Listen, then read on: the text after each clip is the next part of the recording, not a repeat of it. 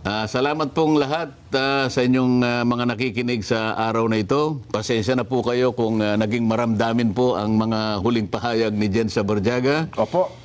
Pero totoo po lahat na maaari pong ako'y arestuhin sa araw na ito o kung hindi man ngayon sa mga susunod na araw sa kadahilanan po na kailangan po nila na magkaroon po ng katiyakan na yun pong pag-iimbestiga, yung pagsisiyasat doon sa napakalaking nakawan na nangyari sa kasaysayan ng ating bansa ay tuluyan ng malimutan.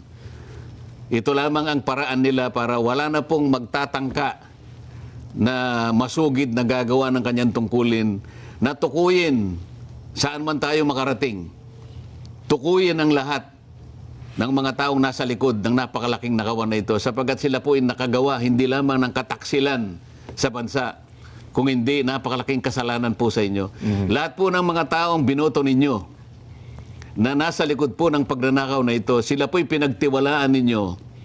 Inakala po ninyo na silang gagawa ng mabuti para sa inyo sapagkat yun naman ang inaasahan ninyo na magiging kapalit ng pagtitiwala sa inyo, sa kanila. Ngunit, sa halip po ng pagtitiwalang yon ay ninakawan po kayo. Harap-harapan po, kagaya ng sinasabi namin. Yan po ang kanilang gustong iwasan ngayon. Yung makilala sila ng lubusan at tuluyan. Kaya lahat po ay gagawin nila. Huwag po kayong mawawala ng loob. Alam ko po na ito'y pansamantala lang. Alam ko pong hindi magpapabaya ang Panginoon Diyos. Siya po ang gagawa ng paraan upang malutas po natin ang problemang inaharap ng ating bansa. Pansamantala, dyan lang po kayo. Tibayan po ninyo ang inyong kalooban. Hindi po tayo matatalo sa ating ginagawang pakikipaglaban. Salamat po sa inyo.